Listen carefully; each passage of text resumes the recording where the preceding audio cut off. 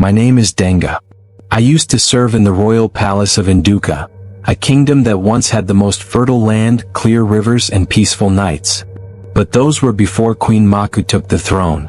When I tell people what I saw, they call me a liar. Some say I've gone mad.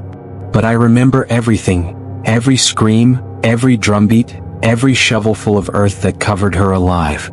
Before the darkness, Queen Maku was not born evil. That's what the elders said. She was once the pride of Induka, beautiful, tall, skin like dark honey, and a voice soft like palm wine. When she married King Alyamo, the kingdom rejoiced.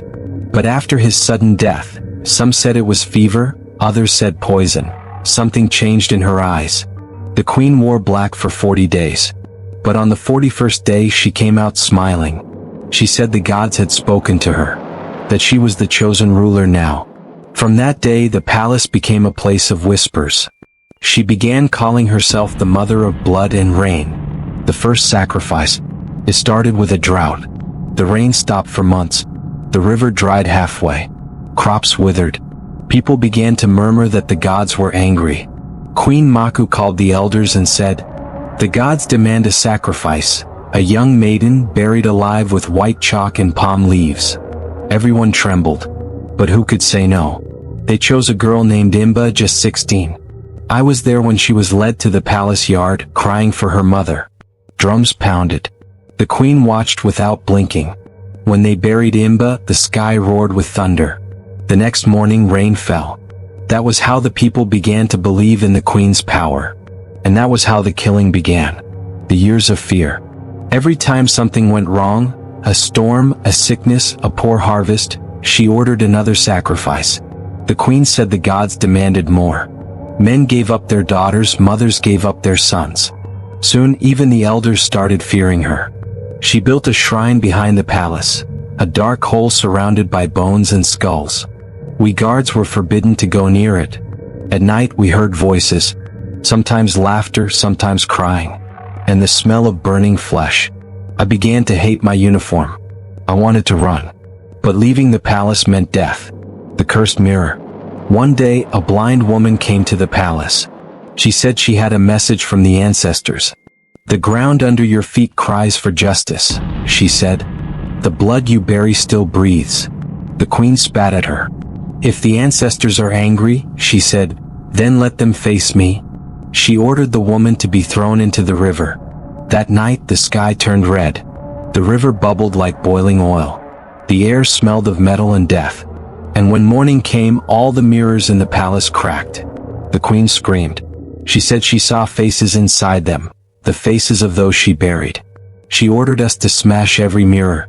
We did, but she kept seeing them, in the walls, in the water, even in her own reflection. The rebellion. Fear began to grow stronger than loyalty. The chiefs met secretly. They called me and the other guards. "The gods want her blood," they said.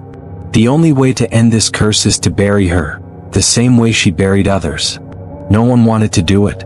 We knew what she was capable of. But everyone agreed, if she lived we would all die. So we planned it for the night of the next full moon. The night of the burial. The moon rose large and orange, lighting the royal yard like a fireball. The queen sat on her throne, wearing a red crown and gold bracelets that clinked like chains. When we came for her, she didn't resist. She just laughed. A slow, deep laugh that made my skin crawl. "So, you think you can bury me?" she said. "I'm not just flesh. I'm spirit. You bury me, you bury yourselves." The chiefs ignored her. They led her to the same spot where the sacrifices were made, the place we called the ground of silence. She didn't fight. She stepped into the pit herself. She smiled and said, "I will count your steps." We covered her with earth. The drums stopped. The night went silent. For the first time in years the air felt light. After her death, peace returned. The river flowed clear again. Children played. Crops grew. But one night, a boy screamed from the palace yard. He said he heard footsteps under the ground. We thought he was dreaming. But soon, others began hearing it, slow, dragging steps beneath the soil.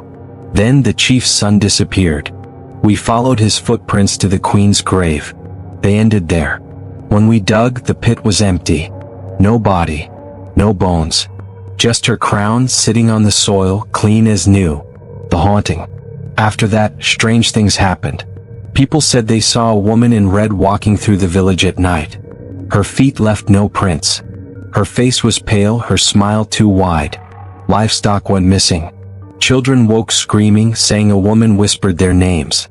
"The queen is counting your steps," they cried. The elders ordered charms and prayers, but nothing worked. Finally, we sealed the burial ground with stones and poured oil over it. Even now, when the moon turns red, the soil there trembles, like something breathing beneath it. I left the village many years ago. But sometimes when I walk alone at night, I hear her voice in the wind. "I will count your steps, Denga." And I never turn to look.